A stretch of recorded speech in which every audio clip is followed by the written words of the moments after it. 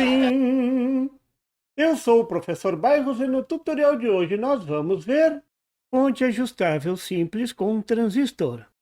Eu já fiz tutoriais sobre a fonte de tensão linear com transistor, com CI regulador de tensão, mas todas com tensão de saída fixa.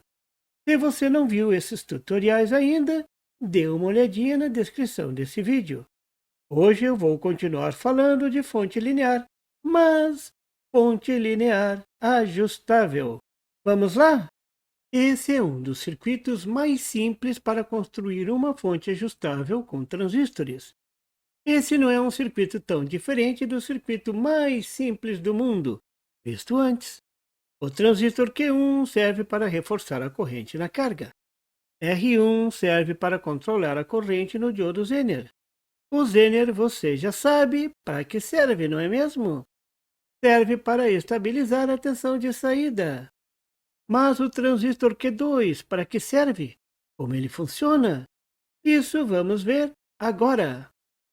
O transistor Q2 é a chave para o funcionamento desse circuito.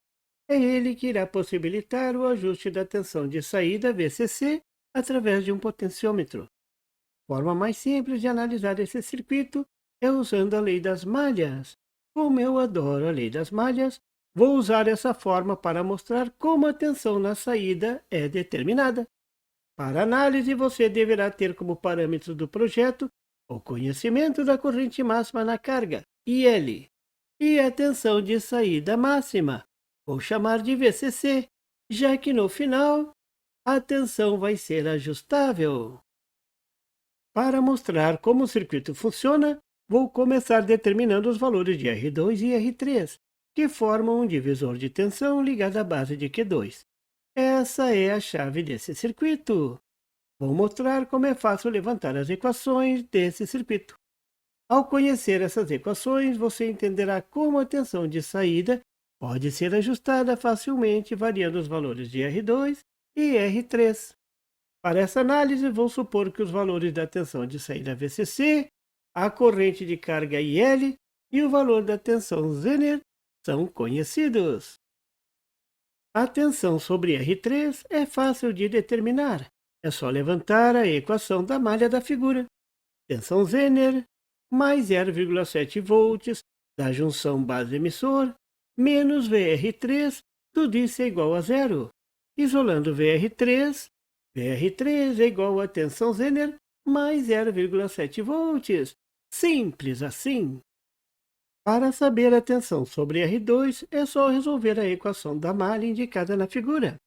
Fica fácil, porque já sabemos como calcular o valor da tensão sobre R3.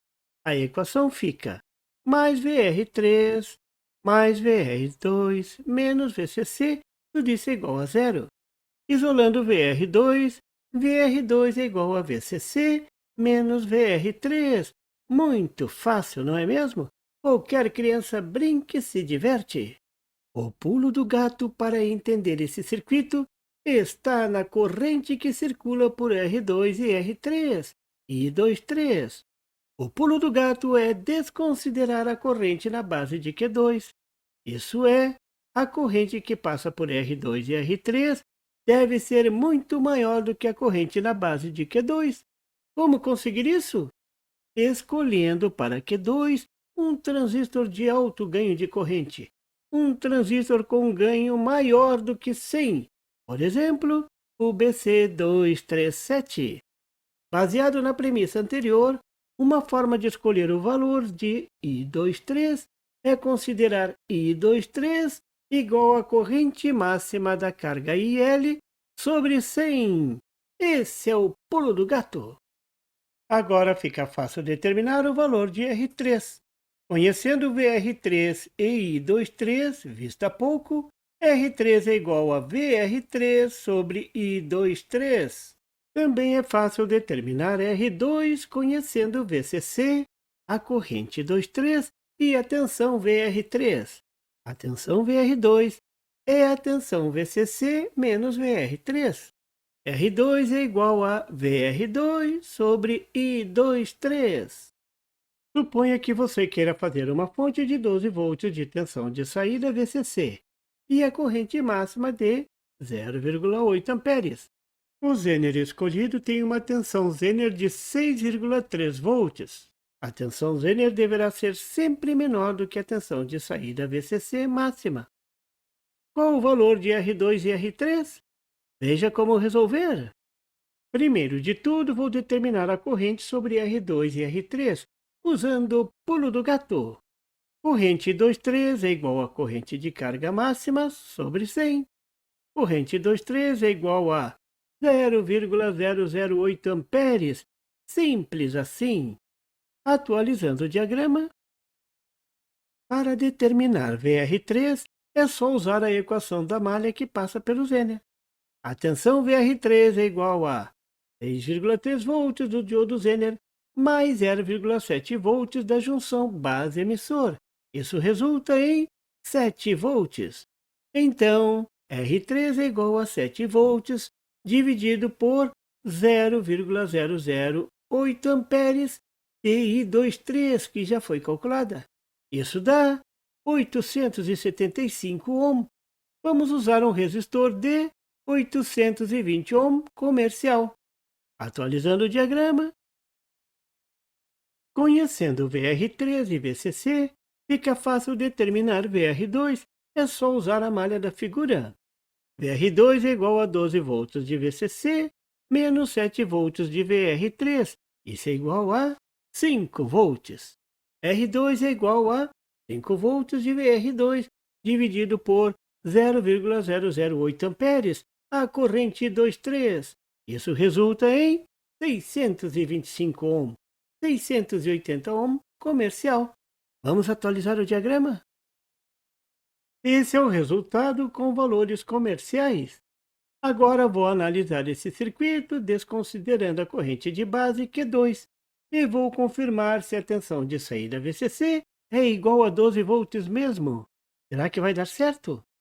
A tensão VR3 é a tensão precisa desse circuito, a tensão estável. Essa tensão é determinada pelo diodo Zener. Ele é o responsável pela estabilidade do circuito. Sempre ele, o astro do circuito. Vou começar determinando a tensão VR3, tensão que estabiliza esse circuito. VR3 é igual à tensão Zener, 6,3 volts, mais a tensão de 0,7 volts da junção base-emissor de Q2. Isso resulta em 7 volts.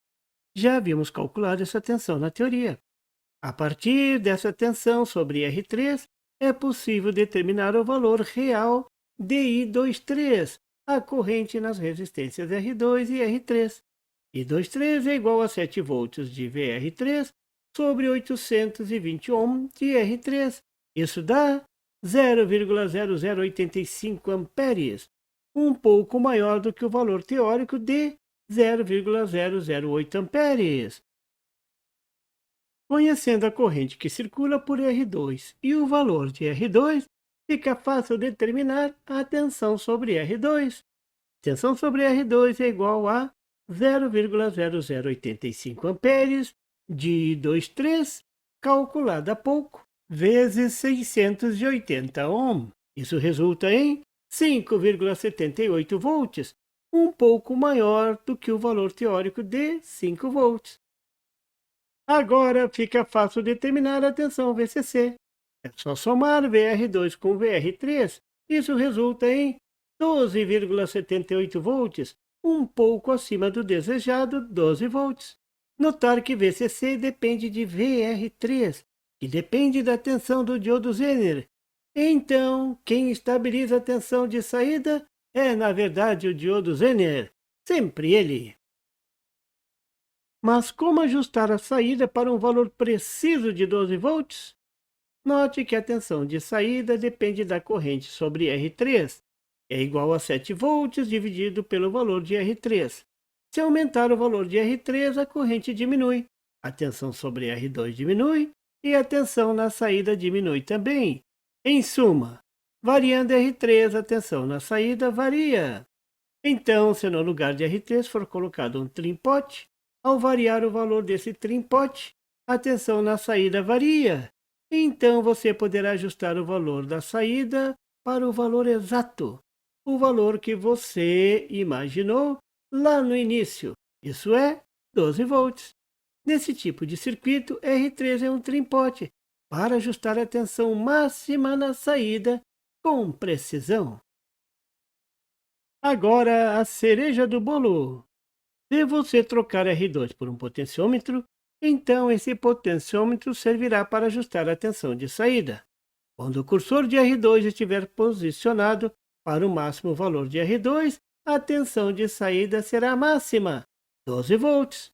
Mas quando o cursor for posicionado para o valor 0 ohm, isso é, o cursor estiver voltado para a extremidade ligada à base de Q2, então a tensão de saída será mínima, será igual à tensão VR3, isso é, 7 volts. Com o cursor posicionado entre os extremos, a tensão na saída assumirá um valor entre 7 volts e 12 volts. Não é fantástico? Um trim-pot para ajustar a tensão máxima de saída com precisão e um potenciômetro poderá variar a tensão de saída entre um valor máximo e um valor mínimo. Se você colocar o cursor do potenciômetro na frente da fonte, pronto! Terá uma fonte ajustável.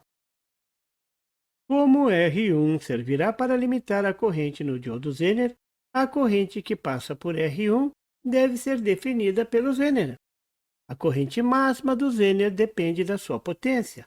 Por exemplo, se o Zener DZ1 for de meio watt e usar a equação da potência, isolando a corrente, então a corrente será igual a meio watt dividido por 6,3 volts da tensão Zener. Isso dá 0,08 amperes ou 80 miliamperes. Vou escrever essa corrente no diagrama. A tensão sobre R1 pode ser calculada usando a malha indicada na figura. Malha interessante essa, não é mesmo? Vai da tensão de entrada até a tensão de saída. E somente VR1 é desconhecida. Fantástico! Considerando a tensão de entrada máxima, isso é Vin mais 10% de Vin, isso dá 18 volts arredondando. A malha fica mais 18 volts, menos VR1, menos 0,7 volts, menos 12 volts. Tudo isso é igual a zero. Isolando VR1 e calculando, resulta 5,3 volts. Atualizando o diagrama, agora fica fácil determinar a resistência R1. A resistência é igual a 5,3 volts dividido por 0,08 amperes. Isso é igual a 66 ohm, ou 68 ohm comercial. Agora é só atualizar o diagrama. Todos os componentes são conhecidos agora. O circuito da figura é um dos circuitos mais simples para construir uma fonte linear ajustável. A tensão na saída pode ser ajustada entre dois limites com precisão. Mas atenção, cuidado! Essa fonte é linear e tem perdas como qualquer fonte linear. O transistor Q1 provavelmente deverá ser montado com dissipador de calor. E tem mais. Essa fonte não é protegida contra curto-circuito. Por isso é bom colocar um fusível no secundário do transformador e um no primário, para prevenir o circuito contra curtos-circuitos na carga. É bom colocar um LEDzinho na saída para indicar que a fonte está funcionando. Se montar a fonte da figura, ela irá funcionar. Nos próximos tutoriais você irá ver como montar uma fonte ajustável com CI regulador de tensão. E por favor, se você não é inscrito, se inscreva e marque o sininho para receber as notificações do canal. E não esqueça de deixar aquele like e compartilhar para dar uma força ao canal do Professor Bairros. E não tem site? Tem sim, é www.bairrospd.com. Lá você encontra o PDF e tutoriais sobre esse e outros assuntos da eletrônica. E fique atento ao canal do Professor Bairros para mais tutoriais sobre eletrônica. Até lá!